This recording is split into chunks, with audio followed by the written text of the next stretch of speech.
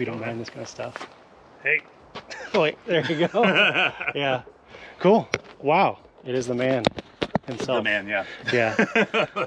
Your truck makes my truck look small, and my truck is supposed to be huge. It's just the 40s, and it is awesome. It was cool watching it pop out. Well, yeah, the 40s, plus what, you got the 6-inch lift on there too? I think it's like 7, and we tried to drop it down as much. I didn't really want it as high as it is. Yeah, and I just went mountain biking, so my bike's still up there. That's rad. This is way rad. I love it. I actually first knew you, I didn't know you, but I first saw you on tundras.com. Okay. Yeah, and that's like the first time that I'd ever like seen you, and you were in my local area. I think I did a search for like local people. Like for the first truck. Yeah, for the first truck, yeah. The original truck. And yeah, when I was like researching and figuring out what I wanted to do with that truck. Yeah, and that was pre-campfire too. Yeah. So I was like all, I was doing the normal speed upgrade where you're like, oh, this trip I'll put this in because I need that. Like it was like literally like I would do upgrades based on whatever trip I was doing. Yeah, and it's more like a one step at a time, slow process because it all costs a lot. Yeah, this one was like throw everything on and make compromises and. Okay, I'm curious what kind of compromises you have to make with it. Well, just mostly brand stuff. When I work with Rockstar, they're locked in with certain brands. Right. So, they're like a sponsorship group, basically. Yes, like, and that's kind of the Rockstar Garage, not Rockstar, the energy drink. Which I had to grab some on the way out. I'm not trying to brand. This is the only one I drink, like the recovery ones. The Rockstar Garage, they've licensed Rockstar just like Rockstar games. Oh, okay. Like they license that from Rockstar Energy Drink. Oh, okay. So within that, then they have a group of brands that they work with, and so they kind of, even though they're garage, they operate more as a media company. Oh, okay.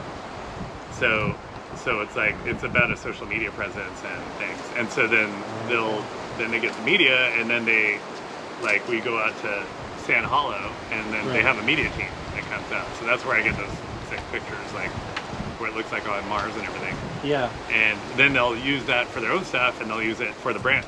So so they're getting stuff for like Mickey Thompson or something. Sure. Yeah, like basically whatever's on your truck that is one of their group sponsors. For the most part, I have certain companies like clothing and stuff that I do on my own, like just because they reached out and I already wore them. Like I'm like, yeah, dude. Yeah. I was wearing your brand for years.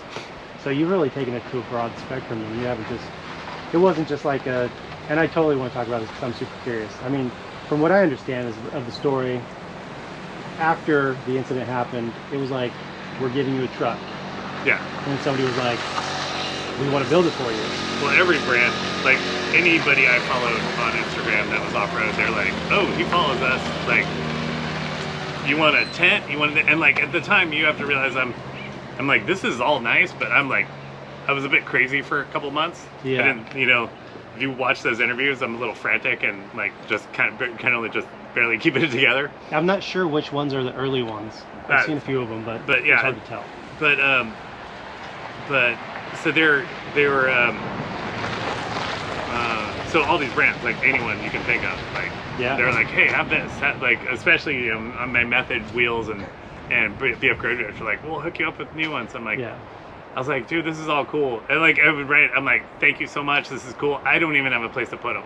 Like, right. Like, didn't you say your house burnt down? Yeah, like house, my job, everything. Like I came down with my truck and a backpack. I didn't even have my own clothes. I had my scrubs. Like, I had like underwear and socks, like and shoes or something. That's like, I wore those scrubs for like 4 days until my wife like went to Goodwill and like hid my scrubs.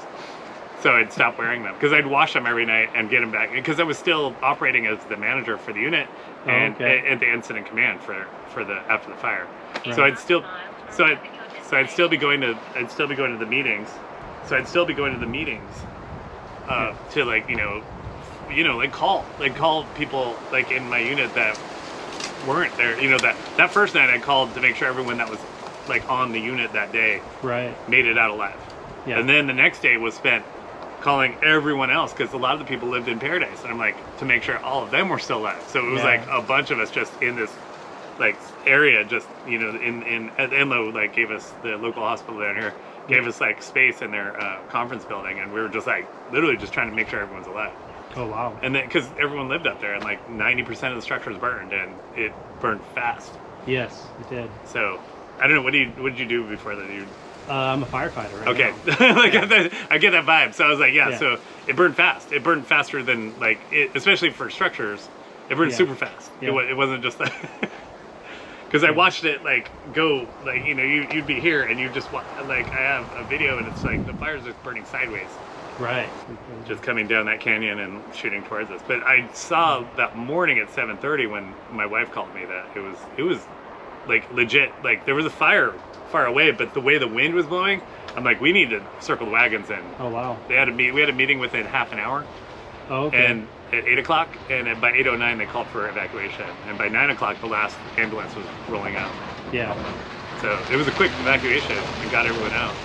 But that wasn't the end of it. It was like you guys did the evac, you tried to escape, got trapped, turned around, went back to the hospital. Yes. Once you were there, basically IC was like, we're setting up triage. Yeah, we set up triage in front of the ER. Yeah. Yeah, then the hospital caught on fire, you guys moved. To the helipad. To like a temporary...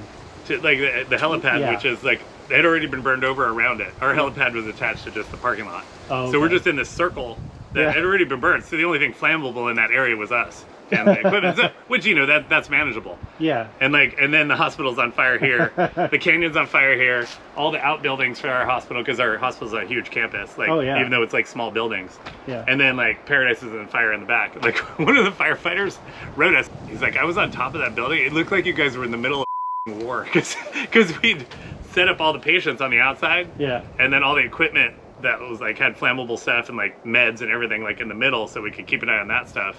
And it was just, we're just waiting and like taking care of people. Like, it was crazy. Oh, that's wild. But after that, you transitioned to like getting enough mobilization to move everybody down that was left there. Yeah. And then what? It was always surprised. One of the big takeaways was everyone. Yeah, it was 6 hours, and that was you actually. Thank you for knowing what happened, because people were like, and then you drove up and down 7 times. I'm like, no. I didn't do any of that. Yeah. No wings, nothing. No. That's I've heard that where you were like going back and forth, and then when I like dug into the story, I was like, okay, so yes, it was very straightforward. Yeah, except for the part where you guys like come up to a fire engine and they're doing like shelter in place, and you're like, why are we doing this? No, I knew exactly why they were doing it. I was like, we're like, actually what I said was like, that's not a good sign. No, because I'd been following that fire engine. Because I'm like, okay, if people are going to move out of the way, they're going to move out of the way for the fire engine. So I'm like giving them space, but I'm like, if there was fire on the ground, like across the ground, I'd wait. Yeah. And then it'd roll across that, like, and then kind of catch up. Yep. And then finally, the only spot was like next to them. And I was like, SUV, like Yukon type vehicle, like on this left, like on fire. You can feel the heat off of it.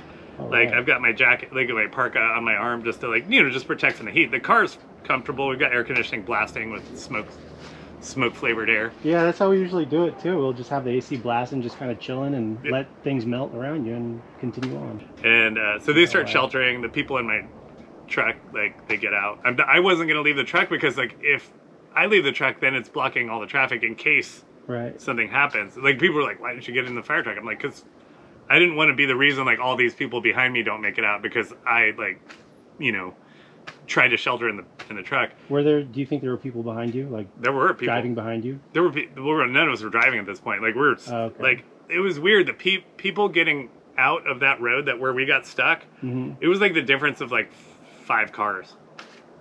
Like like because cars would break down, or they like they'd pull into that space. I'd make space for the fire. A car would like pull it. They're like, ooh, a spot. That I can move forward, and then they'd be sitting in the fire. Things would start melting, the car would catch on fire, and then they have to run down this road. Yeah.